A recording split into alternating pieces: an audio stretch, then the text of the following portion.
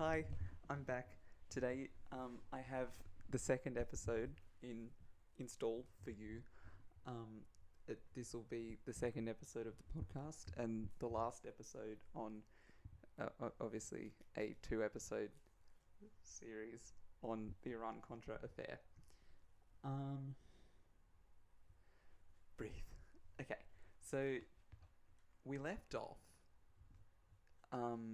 on the plane crash, and today we're picking up from the plane crash, and we're going through some stuff.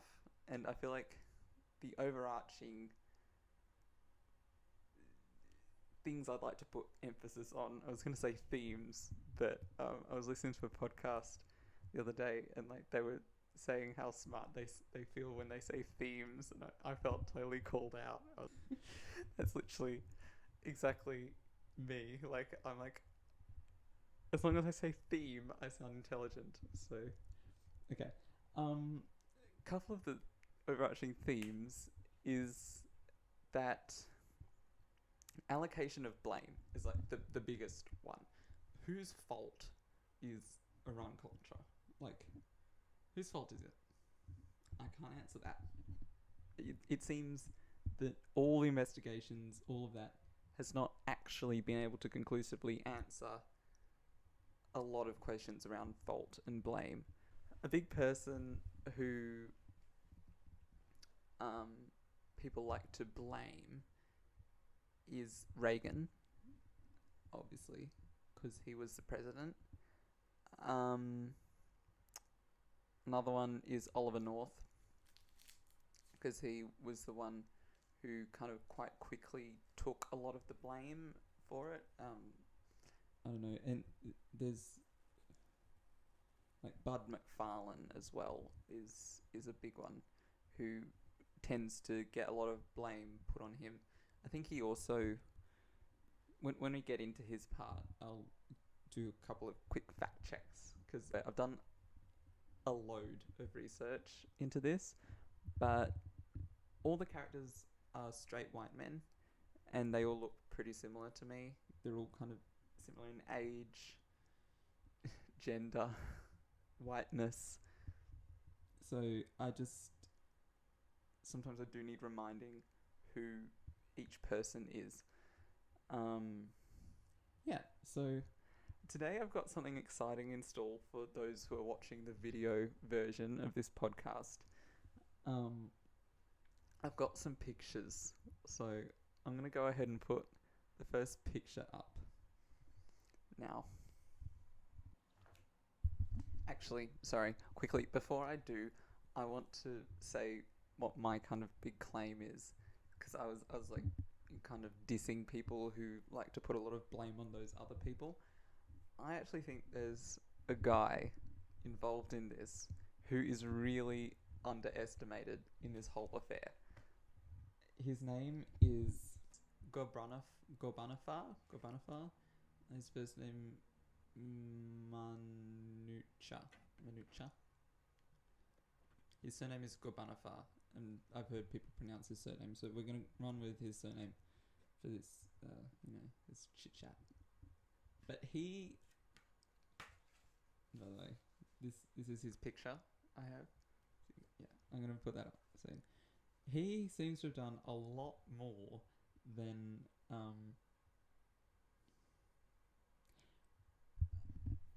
was gonna just say people give him credit for, but I would actually go as far as to say that I think he's done a lot more than a lot of these characters, quite frankly. Like, if some of my guesses, which I've got going on, are correct, I actually think that Gorbanafar is actually the center of the Iran-Contra affair, or he's one of the centers of the Iran-Contra affair. He's a big leader of it, and obviously this is not just like some like unsubstantiated claim. He seems to have gone unnoticed by reporting and the media, whatever, on this. So yeah, we're gonna unravel him. But the first photo I have for you is a good one. All of these are pretty much from the National Archives, the US National Archives. I'll put, credit in the description. But yeah, here's the first one. Since I already stuck that up, and since I accidentally printed out 3 of these in 3 different sizes, here's an up close picture of it. This is Reagan and a turkey. It's one of the most American things I've seen. I'm vegan, FYI. So that's Reagan. Now, the next character we're going to get, I don't have a picture for, tragically. Hang on. Oh, actually, no, I did draw a picture. Let's do another drawing for you. This one's a lot more detailed. This is Eugene Hassenfuss.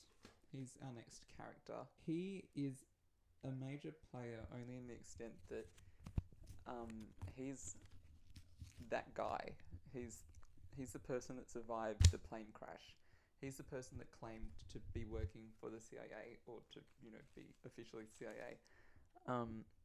He got in trouble with the law in both Nicaragua and the US. I don't know the details of the US part because it didn't quite make sense to me, but it kind of seemed like a bit of a, they found someone to blame. It's a little bit of a, yeah. I'm not going to say the Assange word, but it makes sense why the public took him seriously, basically. Like, he's credible enough, but he's not. I don't think they could have based the whole Iran-Contra affair around this guy if they had no other evidence to back it up, Oh no, my candle's flickering a bit too much. That might give you, like, the heebie-jeebies or something. Maybe I'll blow it out. Okay, so here's Hassenfuss. I'll give you a close-up. So, that guy, these 2 guys, they are arresting him. This is an exact replica of a photo of him, basically. It's the kind of the famous photo of Eugene Hassenfuss. Oh, and that's not a cat. That's the plane. So the plane had. Again, this is another fact check moment. It either had 4 or 5 people on it. It was a cargo plane, and all the others died except for Hassenfuss. And according to stuff you should know, he only survived because he actually brought a parachute and no one else did. He must have felt like, I don't know, I feel like if it were me, I would have been like, I would have felt badass, but I would have also felt like terrible, like really terrible for a very long time probably. But at the same time, he did immediately get arrested by these kind of thugs or whatever, and so maybe he didn't have enough time to think about it. So, okay. I don't know how we're going to do this, but I don't think there's any particular order. I feel like I'm just putting up pictures to jog your memory. I might point to them.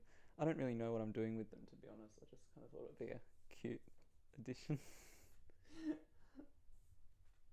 Okay, so that's the second picture.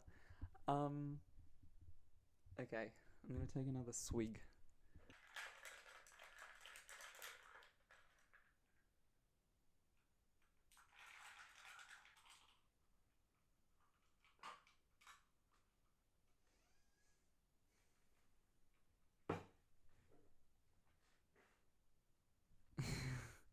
I think, okay, what we're going to do, we're going to talk about the money, because that's really all this is. The Contra part, we've already covered, I think. I've covered what the Contras are. They're like these, a bunch of rebel groups, basically terrorists, quite frankly. All this time, Reagan's, he has some very impassioned speeches about how much he hates terrorism and how much terrorism is a threat to, peace, or, really, the things which I totally agree with, and he's also funding the Contras, who are terrorist groups. So we've explained that. So all we really need to explain is this whole money business, because it's the money which is making the world go round. Because it's the money which is funding the Contras, which is funding my man. I'm going to stick him up. He's getting stuck up now. Okay? It's happening. Reminder, this is Gorban Afar. You don't need to remember him. He's irrelevant immediately. The rest of his life is not really part of the story the media tells. It's not part of the story that I'm going to tell. This guy, he was interviewed in one of the commissions after the Iran-Contra Affair. That was the photo I was going to use of him, but it's a long story. I couldn't get him printed. He is an expatriate Iranian arms dealer and former Savak agent. I don't know what Savak is, but he's sus. He's very sus to me. If you look at a photo of him, every photo of him, he looks sus. He's scheming. He's up to things. He's making a lot of money off of these arms deals. He's not like some, he's not a fool guy. He's not, yeah.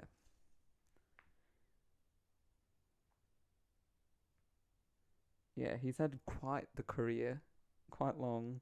Iran-Contra is the first one. Then there's the French-Lebanese hostage crisis, the war on terrorism, and blah, blah, blah. And basically, what I see as being the big scandal with him, I'll just cut straight to it, is that Hezbollah, which is the, what do I call it? Terrorist group, de facto state, organization, international organization. Like Hezbollah, which is the group which is holding the hostages at the time, is not Iran. It's just not. And I think people forget that. Because they're like, oh, well, it's the hostages are in Iran, and the hostages are, totally under the control of the Iranian, non-democratic government. No. Hezbollah is backed by Iran to some extent. Whatever that extent is totally up to debate, in my humble opinion. It's not clear. I've done research. It's not clear. And it has changed over time as well. Iran definitely gives money to Hezbollah, but whether you can say, whether you as Gorbanafar can say, Israel is willing to deal with Iran in order to get hostages back from Hezbollah, to me that sounds like a bit of a stretch. Humbly, it sounds like a stretch. And I think that's what he was up to. I think he was, playing the I can convince them card, and he did. And he basically was selling a mistruth because there's just no way to do that. Like if it were an actual country, it would be slightly different. It's still, it's still a crazy harebrained plan, but it's like actual countries have to deal with the international system. You have to make agreements with them from time to time. I don't know. I just feel like it's ever so slightly different when it's a real country, but when it's just kind of a terrorist organization, you never know what they're going to do. And I think, from what I've seen, from what I've heard, Gorbanafar was selling both sides, telling the Iranians that they'd be getting better weapons and telling the Americans that they'd be getting more hostages. Because in the end of all of these arms for hostages trades, which Reagan doesn't recognize and we'll get into that. But in the end, not many hostages came out. I can't tell you how many hostages were released. I'm really sorry. It's not straightforward. Apparently, it's something to do with secrecy. Honestly, I think it's something to do with just a lack of reporting. But yeah, it really was not many hostages got out. Like, I promise, like, it was like they let out one or two, then maybe another one, or whatever. And, like, to me, it sounds like these hostages kind of were.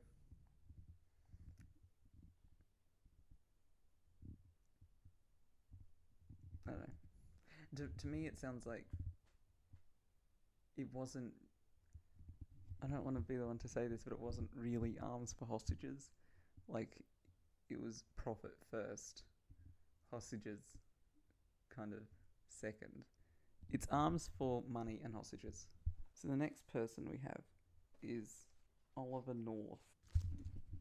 Actually, sorry, one more quick detour before we get to Oliver North. I think it's fair to mention um, Reagan's wife, because she comes up. She was a movie actress, but she had like an astrological advisor, a spiritual advisor. His name is Joan Quigley. Anyway, apparently, like, she would say things like, she'd tell the president, she'd tell the president's wife what hours of the day were like safest for the president to go out due to, like, I don't know, something like where the sun is, whatever. Interesting person.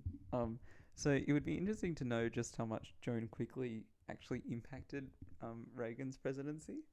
Um, but yeah, I mean, I definitely think that like, kind of jokes aside about Joan Quigley, I think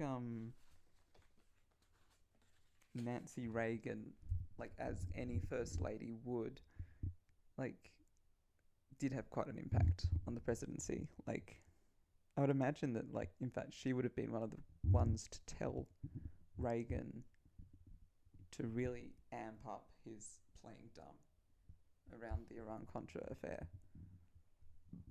Like, I mean, we're going to get into this. It's a very complex, nuanced topic, like how much blame Reagan should get put on him. Me personally, I actually think I tend towards less blame rather than more. Like, if you asked me yesterday, I would have said, "Oh, it's totally all his fault." Like, get real. Like, like he's found some full guys, and he won, right? Like, he left office with really high approval ratings still. I mean, lower, but still pretty high. Um, but now I think a little bit differently. I actually think that he probably didn't know some of the stuff that was going on. He also just signed everything that went onto his desk. And kind of most importantly, he died of Alzheimer's. So I I think that, him not remembering everything is not always a game for him. Like, I don't know. Like, he also, I don't know, when I see interviews of him, he seems like a sweet man. Like, although he's a conservative and he's funding um the Contras, like, you know, terrorist extremist group, he still seems like a sweet person. Like, I think he's really well intentioned, Like, I think he's really well intentioned. It's just the unfortunate thing is he's been kind of taken by power in a way, if you know what I mean. Like, yeah, I'll just leave it there. Okay, so next guy to go up is still Oliver North. I'm still getting the blue tack on. That whole detour did not get me any closer. And Ollie has two pictures, and I want to put them both up. Okay, so that's Oliver North. Obviously, that's his mugshots. So he's kind of the famous guy from this whole affair, scandal, all of it.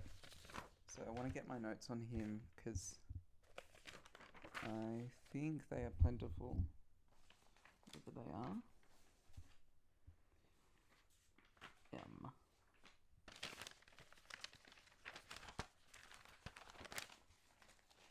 So Oliver North was like a military man. He definitely fought in Vietnam. That's a theme amongst the kind of, I don't even know what you call them. Like, it's hard to group some of these people like together because they're from such like, because Oliver North, he was appointed by, he wasn't a politician. He was involved in the Iran and the Contra part of the Iran-Contra. So he's the guy. I'll just check this. He's done a lot. He's really punched above his weight. Okay, he claimed partial responsibility for the sale of weapons through intermediaries to Iran, with the profits being channeled to the Contras in Nicaragua. North solicited $10 million from the Sultan of Brunei to skirt US prohibitions on funding the Contras. However, he gave the wrong number of the Swiss bank account intended to launder the money, and it went instead to a Swiss businessman. A Senate committee investigating the transaction tracked it down so it could be returned to Brunei. I did not know about that. Okay, so yeah, he's not just some military guy. He's a military guy, but he's quite high up, and he's running errands. To me, it sounds like he's running errands for a political person, someone in politics, whether it be the president or whether it be another big personality. He sounds like he's running errands, and generally, he's not too bad at it. In that Swiss bank account case, not the best. So apparently he was, suggesting how funds could be allocated to the Contras, as in, like, once the funds had been acquired, like, who should get them. In November 1986, as the sale of weapons was made public, North was dismissed by President Ronald Reagan. In July 1987, North was summoned to testify before televised hearings of a joint congressional committee, which, by the way, these congressional committee things, I'm with him on them. Frankly, I'm not with him on, most things, but he did say that, like, they're a bit of a witch hunt, kind of. Like, they're not really there to find the truth. Like, they're political. Like, they're Congress. In Australia, and I think in, any Commonwealth country, we have these things called royal commissions,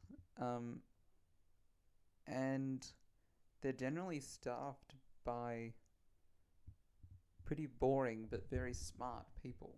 In my lifetime, they've done a pretty famous one in Australia, the Royal Commission into banking, and I think, like, other financial services, superannuation. Maybe that was a separate Royal Commission. They're very boring, but the people who staff them, like, generally, like,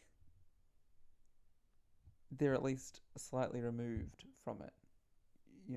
They're not politicians, and they're not bankers. They're, like, judges. They're smart people.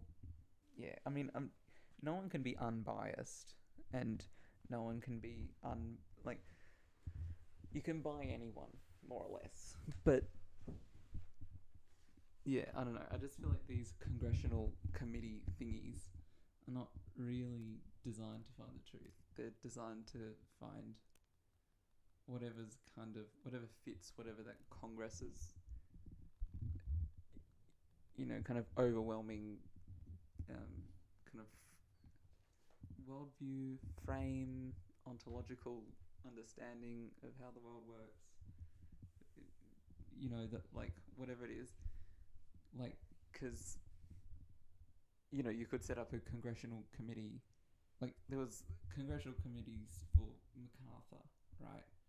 And like, they were obviously very politically a certain way, and then now they're talking about a congressional committee into the Iran-Contra scandal, which is going to be politically slightly different way. I mean, you're never going to get a consistent thing politically, but I don't know. It's not like, I don't know. I don't know. Maybe I'm wrong. Maybe I'm being convinced that these congressional committees work, but I don't know.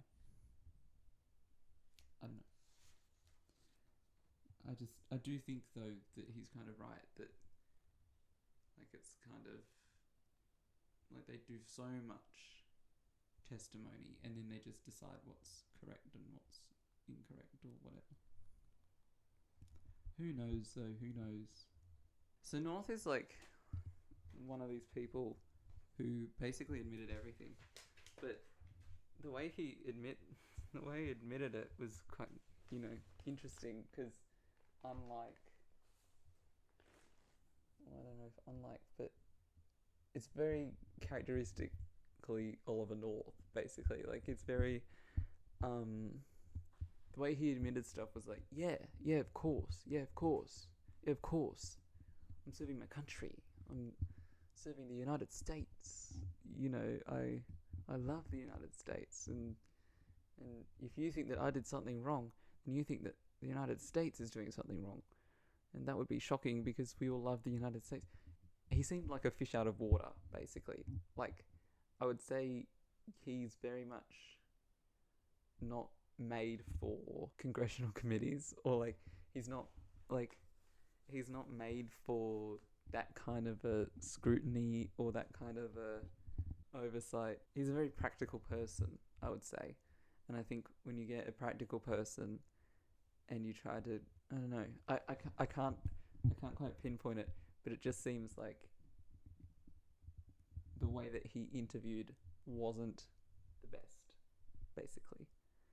And I'd say the same thing for Reagan a little bit. Like, to be honest, like, before I knew about how he died, and when I first heard what he said, I was like, oh, I wouldn't have said that. Like, even if it were true, you just stonewall. You don't jump straight to laying everything out on the table. Yeah, and this dude certainly did not stonewall very well at all. Like, he just laid it all out. And apparently that was kind of a product of the times. Like, apparently that was, like, Watergate had kind of triggered this, like, wave of, like, it's not even honesty, like, just sharing, just talking, basically, like, pretending that the government's very open and capable of dealing with scrutiny and all of that, like, trying to get the voters to trust government again. Sadly, when I think about it, that never really happened. Like, I'm pretty sure trust in government has just gone down further. I wonder if Watergate actually was a turning point in the US in terms of trusting government. Anyway, so Oliver North, he admitted everything. He ended up getting charged.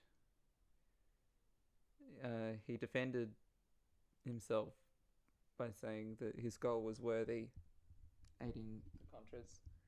Oh yeah, he actually used the words freedom fighters as well. Fun fact. He saw the scheme as a neat idea. Oh yeah. Who was the big shredders? Was it North? I don't think North was a huge shredder. It did. It says here that he shredded government documents. I do remember him saying something like someone questioned him on like, oh, so why is all of the evidence that we're asking for from you not here? And he was like, oh, because I shredded it. And the person was like, oh, isn't that because you're like trying to hide the truth? And he gave this like response, like something about how shredding documents was just because the US government like didn't need them anymore, and because it was a top secret mission or something like that. It was not a very like enthusing response, but it was true to him. A lot of this stuff is just true to these people. Okay. I think I can probably move on. There was someone who had a shredding party. I think that was this guy. Oh yeah. Oh okay. I think there's someone I need to get. I feel like there are a couple of people I could get out the way. Okay. So, in fact, I can see one person who I'm just not going to talk about. So, I'm going to put that to the side. Okay. So, this dude, this guy. Like my photo? It's a screenshot. This guy, his name is William Casey, and he died during the trial. The trial. One of the hearings. He died during the Iran-Contra scandal, basically. He had a brain tumor at the time, and he had it for a while, and he didn't tell his colleagues about it. He was the head of CIA. Someone who you'd think you'd want to talk to about an affair that involved the CIA. Unfortunately, that couldn't happen. But there is this story, and I really wish I had my notes better together. I'm pulling this from my head. This is like, I'm going in blind here. I hope this is good. Okay, so he died, but there was a story that came out in a book by a Washington Post journalist. You can look it up. This is all from his Wikipedia article. I'm not venturing that far. There's a story where this Washington Post journalist goes to like the deathbed of this guy, Casey, and he asks him if he knows about the diversion of funds from Iran to the Contras. The interesting thing, obviously, is like once they're from Iran, they're kind of already US funds, and that's what they found in at least one of these many commissions that they did. I'm not going to go into the commissions because I don't understand them. There are too many, and I haven't grown up in America, and I don't understand how just each of these commissions is. It's one of those things where I feel like if I grew up there, then I'd understand like whether a commission is kind of set up as kind of political cover for whoever could possibly get burned or has gotten burned, or whether it's actually an effort to find the truth.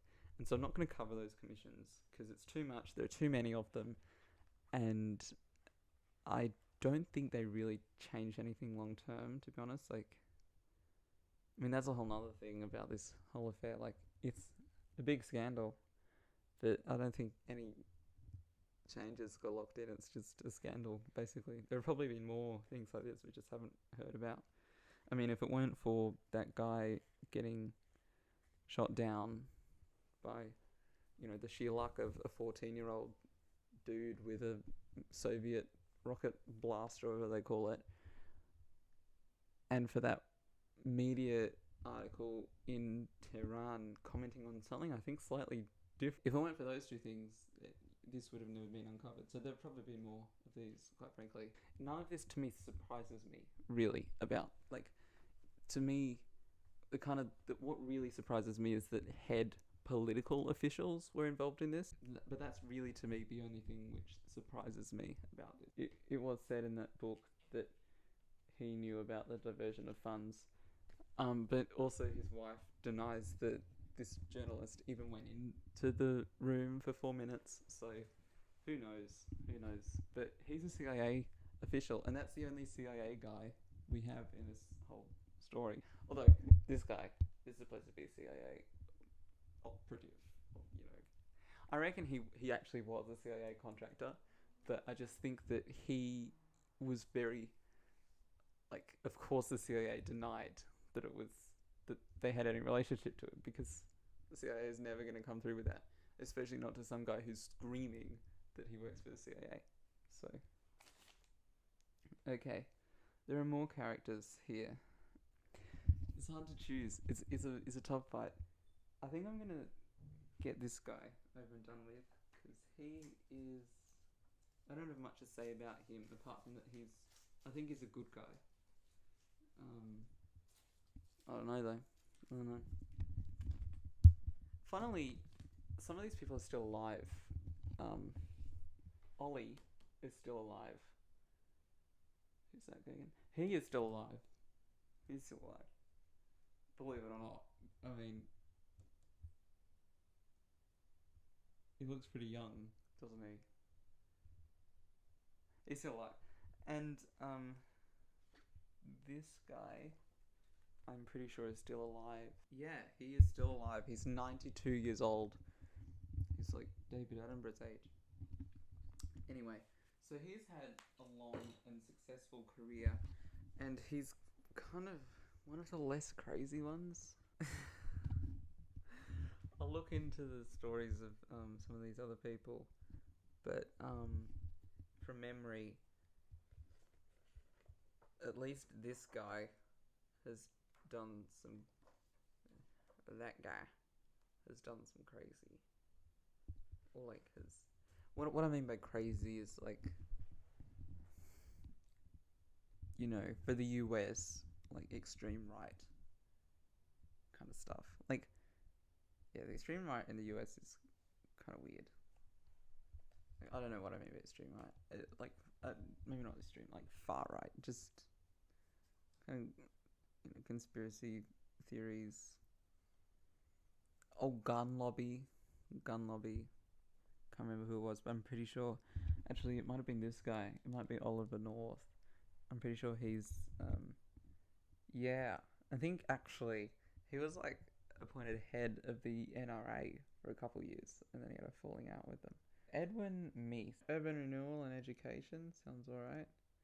Okay, he's a member of the board of directors of the Federalist Society, which sounds problematic. Okay, yeah, it's an American conservative libertarian legal organization that advocates for a textualist and originalist interpretation of the US Constitution. Oh, I thought I was going to say the Bible. So, I don't know. He doesn't seem wildly weird to me. He sounds right-wing, but not too right-wing, Like, he seems kind of sensible. Like, I could have a conversation with him and walk away not bewildered,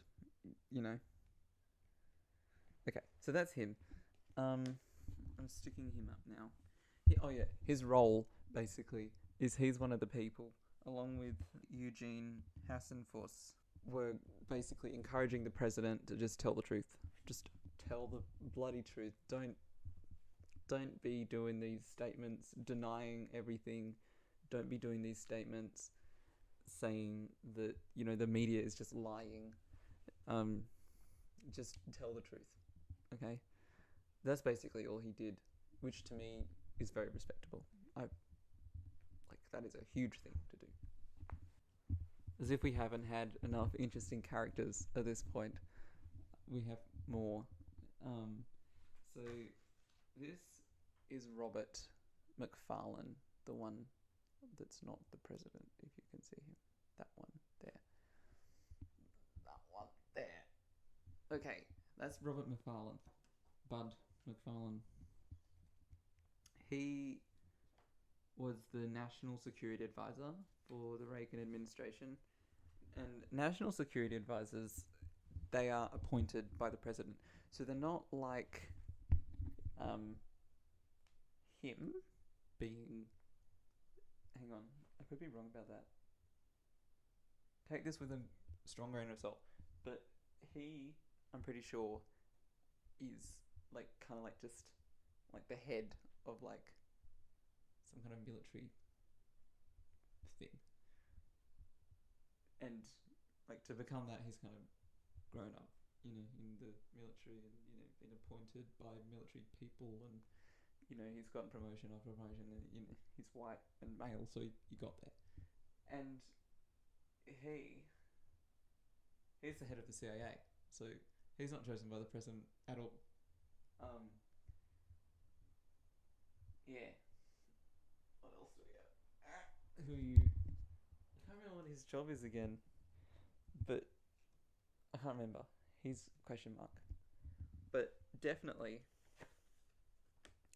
Robert McFarlane and John Poindexter are appointed by the president.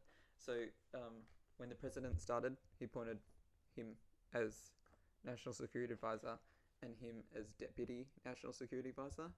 He ends up becoming National Security Advisor later on. That's just what happens. Because he had to go due to the little scandal. I mean, it's already been tricky. We've already had some tricky stuff we've gotten through. But this is also tricky. His story is contested, I guess. How do I put this? Like,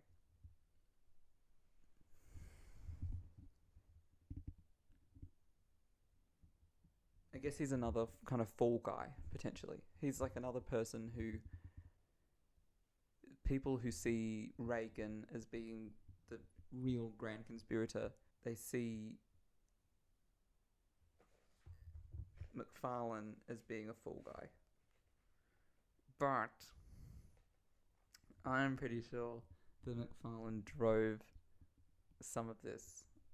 Or, actually, I mean, I think he did the big driving. Like, he was like, if you have like a car and for some reason it has 2 steering wheels, he's got the much bigger one with all of the control, all the thrust. He's got the steering wheel and the pedal. It's okay. It's what it's like.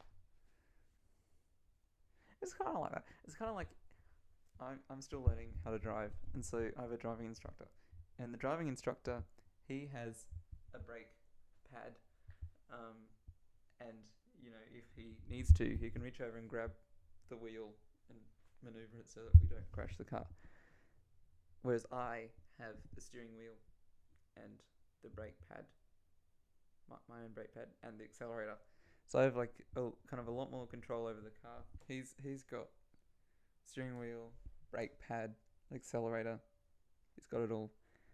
Robert McFarlane, on the other hand, definitely has a little bit of accelerator. He definitely has steering wheel. But I think that he is playing a much, much bigger role than what anyone claims. Like, he and whatever his associates are. Because he, and his associates are the ones telling people like Robert McFarlane, the National Security Advisor, and probably this CIA guy, for all we know. I mean, I don't know. I kind of want to leave his name out of it, to be honest. Yeah, I mean, he's the one telling people like Bud McFarlane that this is doable. This is totally doable. We can totally do... like he's the one saying if you give this amount of missiles, Iran will release this amount of hostages. They're not Iranian hostages. But he's kind of saying that, or like at least that's what the media's saying he's saying. So, I don't know. He's to me, he's the driver. He's driving it. But these people, they're not just on for the merry ride. They are contributing to kind of the train wreck, right? We can squabble over this. We comments for squabbling over this, but I think that my man here is actually really important to the story, and it's not just because I want you to keep looking at my beautiful artistic talent. So Robert McFarlane, he's another one who was in some kind of military. For me, the word military, when I'm saying it, by the way, I'm referring to like jobs where you like kill people. I don't really know where that like. I mean, like I would include the Navy, the Air Force, all that stuff in like the word military. So if you're confused, my lack of knowledge about this terminology is why. Yeah, I've just confirmed. The National Security Advisor is appointed by President. So all that I said there is absolutely correct. It's a part of the Executive Office of the President. Oh, and he died last year, by the way. He's the guy who I found the obituary thingo on. He had an interesting political career, which I'll get into, hopefully, if I remember after this. He was National Security Advisor to Ronald Reagan from 1983 to 1985. Yeah, but I mean, I was right. He was Marine Corps, and he would have been in Vietnam with the other ones. Yeah, for some reason, even after that, he still wanted to fight communists. Even after his life was in danger fighting communists in Vietnam, he still wanted to do that. Even after he killed people. Sorry, I just... That's like a whole conversation that's really hard to have, talking about the military, basically. There's so much power embedded in the way that we speak about the military. It's insane. Oh, I have a dragonfly flying around my room. Could come into the video sometime. The special guest. He worked with Kissinger on his visits to China, to the PRC, kind of in that period, like where America was trying to normalize relations with China. Could probably do an episode on that, actually. That sounds like a pretty interesting sounding episode. One of the things I read in the obituary thing was that some people have like read McFarlane's Iran-Contra shenanigans as being somehow similar to the China stuff. Like, some people have seen the way that he acted in Iran-Contra as being just like a continuation of his China shenanigans, and saying that actually it wasn't that bad. You know, it was just his kind of diplomacy or whatever, which to me really pricked my ears, because I was like, oh, okay, what were you up to in China? Like, if that's just normal, what were you doing?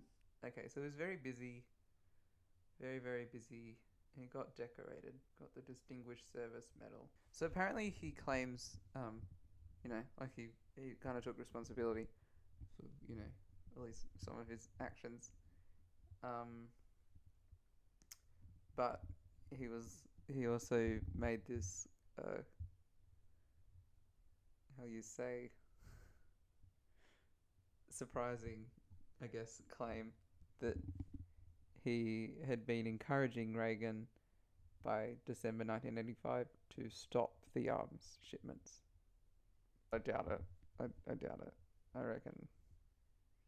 I mean, like, again, dude over here, much more important. But he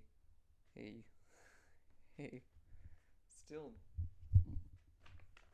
It just seems like the type of guy to be like, just from what I've seen of him, he looks like the type of guy to want to be, once he's in something, to keep going. You know, no matter how morally problematic it is. Oh yeah, he's the one who attempted suicide the night before one of his hang on, what's the night before?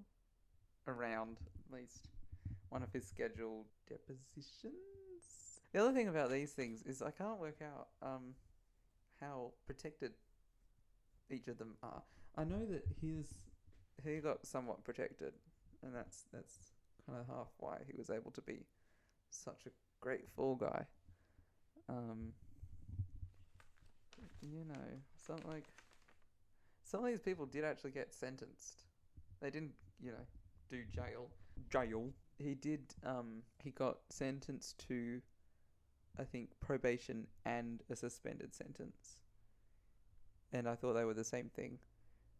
From my understanding of my very, very quick reading, very, very quick. Like, I'm probably wrong, but from my understanding, what he did just brought the suspended sentence down, as in, like, he had to actually serve some of it.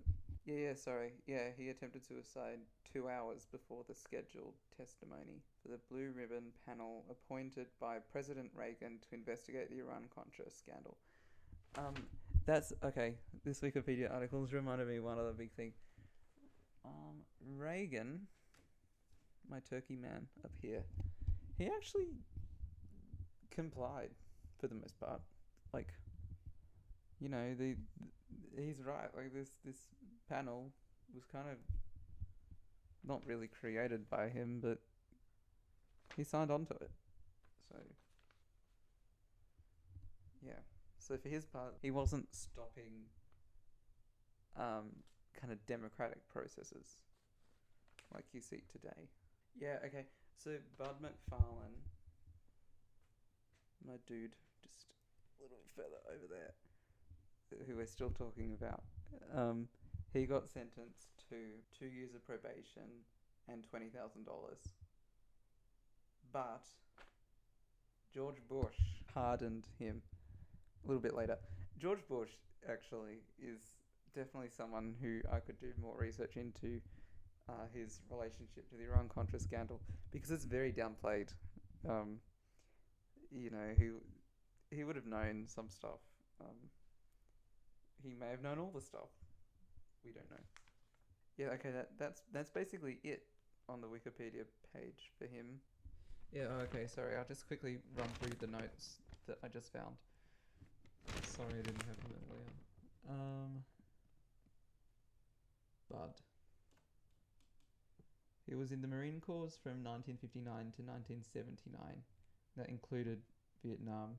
Yeah, and he resigned in December 1985, when the scandal was happening.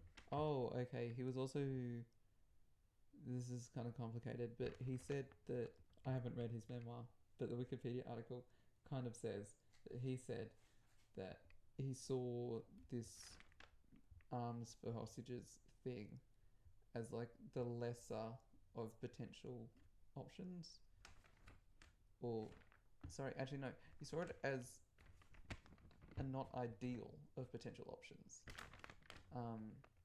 The better option being identifying a possible successor to Khomeini? Yeah, to Khomeini. End of quote. So he wanted to do like CIA stuff. That's where he should have been. He should have been doing CIA stuff. Yeah, he was in Lebanon for some time. So I think that was kind of why, I guess, a lot of things why, but like having been in Lebanon, of course he was blamed a bit more for this whole shenanigan than other people, but also he had been in Lebanon, so he probably did advise the president or whoever was conducting this scandal stuff in a more authoritative and convincing way than someone who hadn't been. Because remember, sorry, I'll just take a quick reminder session. Hezbollah, in this particular instance is operating in Lebanon, and that's where the hostages are. Okay.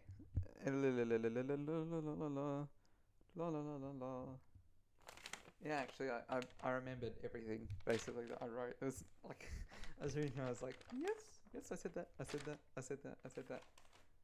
Okay. So basically, I'm gonna quickly tell you the roadmap for the rest of this episode.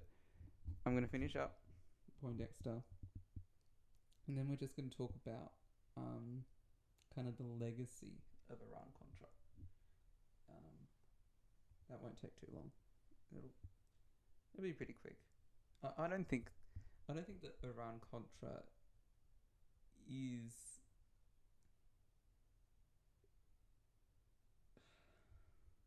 I don't know.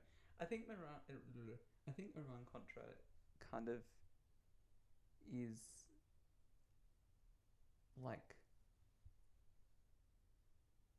I feel like it's like a speck, basically, on a train of all of these similar things that the US, and I mean other countries too, are up to kind of all the time, basically. Again, I think the scandal is that these top military brass were involved rather than just top CIA and that guy. You know, did I say I meant top political if I said top military? Yeah, that's me. Anyway, that's a scandal to me. That's the real scandal.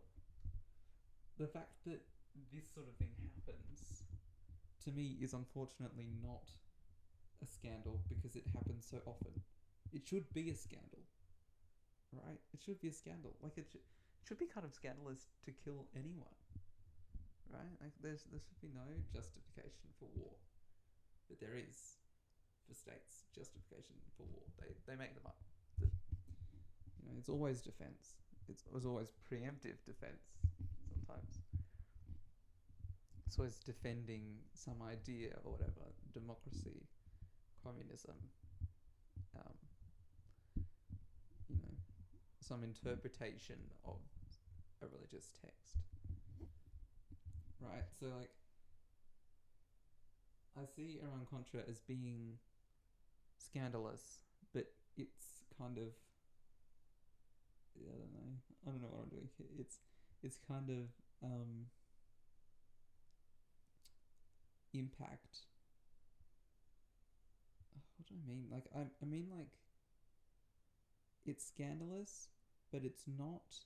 I don't think it weighs that heavily, kind of on the history of the US, or I don't think it's driven massive kind of, what do you call them? Path dependent changes down the line. You know what I mean? Like, because Iran-Contra didn't really have, at least from what I can see and perceive, it didn't really have a massive, like it didn't affect massive change to the way that government is conducted. It didn't force open more channels of communication between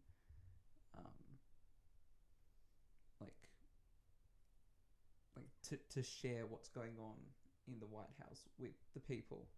It didn't, because I think at the end of the day, this guy's his point about how you can't put like a rubber dome over all of the discourse in the United States and hide it from the Soviet Union. I think that point remains true, right? Like, it's, unfortunately, if you just take off your being a good person, caring about others hat, and you see it as a realist, by the way, an international relations term, a realist, kind of offensive realist, really, and you see it as, we live in a world where we have to fight people, like where there are real threats. where you see the world in that way. I'm not saying that way of seeing the world is correct. No. But if you see the world in that way, you understand why these sorts of things happen. You understand why the US thinks that it needs to fight communists. You understand why the terrorists think that they need to gain power through taking hostages. This is a very military thing, isn't it? This whole episode. Yeah, but I don't. Yeah, again, I don't see Iran-Contra as being as. It's not like 9/11 or something like that. It's not like a great shift happened. As far as I can perceive, after Iran-Contra. Again, I kind of go back to that person's comment in that YouTube video that I watched, that lecture, where he was like, "Oh well, it didn't seem to weigh that much on the next election." I reckon he's probably right. And even if it did weigh a little bit on that election,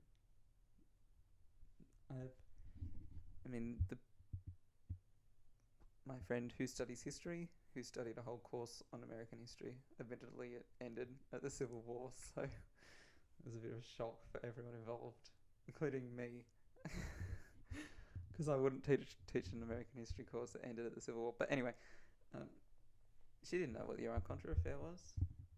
And that's not her fault. That's, it hasn't weighed much, is what I'm saying.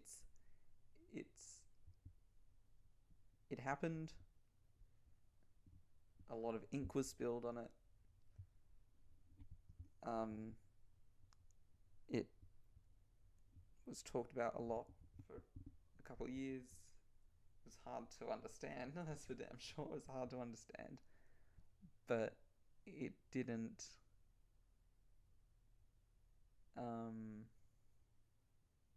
really change anything, did it? Yeah.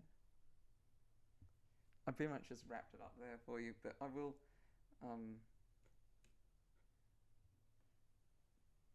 I think I'll come back tomorrow morning and finish that one. Good night. Okay, so we are back. It's been, I don't know, 8 hours tops. What's the time now? 7:53. Yeah, 8 hours. Okay, so I have left off on this one, but I also remembered that I wanted to touch a little bit more about his shenanigans. So that's what we're going to do. I think I'll just finish up that one first. Remember, his name is John Poindexter. You probably remember that from like 3 minutes ago when I was just talking about him. His role in the Iran-Contra affair, he was pretty high up. Apparently, he and Oliver sent aid to the Contras and money and weapons to Iran to secure the release of hostages from Lebanon. So it was just pretty high up, basically. He did actually get convicted, but then that was overturned because they found that, like, the new judge found that the jury had reflected too much what he had said to one of the commissions. And that commission was supposed to be kind of protected, like whatever you say here can't be used again. So yeah, he was there. There's not really much else to say about him except that he replaced that guy, but he was there all along because he was the deputy, right? I'm gonna do some more on Gulbanafar, because he has quite the biography, and he just really stands out to me as... I've been watching Yes Minister recently, and one of the things in that is that it's not actually the front people who control everything, it's the people behind them. And maybe that's heavily influenced my decision that he's kind of the big guy really in this scandal. Because if I'm right, he claimed to have been representing at least Israel, if not both sides. Yeah, okay, so he claimed to be representing both. In fact, according to the Washington Report on the Middle East Affairs, Ghorbanifar was a double agent for Iran and Israel. The CIA director William Casey believed that Ghorbanifar was an Israeli agent. This is why I say he is the center of this. These other people, yeah, but he was the one who came, I think, to people like this and people. Well, actually, he would have been later probably because he's more operational. But he was the one that came to people like this and said, him probably as well. He was the one saying that Iran will trade arms for hostages, and he was the one saying that Israel would be the intermediary. And he was like, I reckon it's his fault that there were those dodgy things, like there were issues with the shipments, like Iran got what Iran said were the wrong weapons. What else did he get up to? Like, he took profit. Like, he took millions of dollars, I think. At least $1 million out of this one thing. He was basically telling both sides they can eat their cake and still have it, basically. Like, he was telling both sides that it's going to work out, even though he would have known that it wasn't going to work out. Or, like, he would have known that there's quite a strong chance that it wasn't going to work out. To me, he is the center of this. Like, you know, that there are loads of other things going on. There's the fact that, you know, there just are hostages in Lebanon. Like, it's not his fault that there are hostages in Lebanon, and it's not his fault that it's kind of natural for the US, as a power that wants to show its strength, basically, that the US would want those hostages back. And also kind of compassionate reasons. I don't discount that there's that as well. But he capitalized on it, and he was the one driving people like this, or encouraging them, you know, what do you call it? Lobbying them, kind of. He was an arms dealer, right? Like, he had the most financial gain out of this, I'm pretty sure, out of any of these individual people. Like,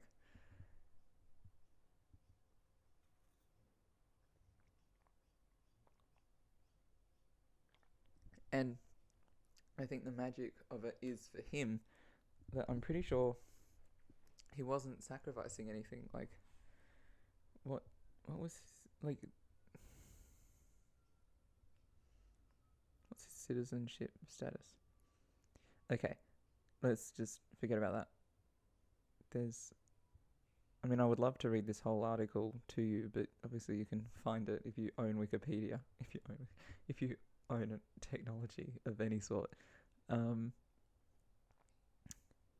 Yeah, he's been heavily involved in things since. I just think that it's him. That's all I feel like I've nailed that down pretty clear. Okay, it says here, his own cohorts in the Arms for Hostages affair were also incredulous. I knew him to be a liar, North eventually acknowledged. Ronald Reagan described Ghorbanifar as a devious character. Robert McFarlane, the National Security Advisor, who approved the Iran-Contra arms deals, once described Ghorbanifar as one of the most despicable characters I've ever met. Former CIA official and Iran-Contra figure George Cave, who was also involved in the 1984 decision to issue a burn notice, has described Ghorbanifar as the most totally amoral person I've ever met. The next one says that this is a guy who lies with a zest. Because he was lying. He was lying to both sides. And he was playing both sides, and he made money out of it. And it's kind of like these other people didn't, as far as I know, they didn't make copious amounts of money from this affair. They worked in it. They did immoral things, of course. and maybe they feel like they got status, they feel like they got power, a sense of power, but they didn't get material capital. They didn't. It's the money which is what matters. And then, yeah, he's involved in future things like the French Lebanese hostage crisis. Yeah, I think he got in trouble with the CIA. The CIA probably frequently deals with characters that have been kind of blacklisted or on terrorism registries or whatever, because they're good at their job, and that's what the CIA needs. Yeah, in 1984, which is before these hearings, he was kind of blacklisted by the CIA. They issued a burn notice against him that he's unreliable. He's unreliable. They knew that, and yet they dealt with him anyway. I'm sure there were other people on in the background leading parts of this story, but his name is the name which we know. So yeah, I mean, I feel like there would probably have been other people, like in Israel, who were big characters, I would imagine.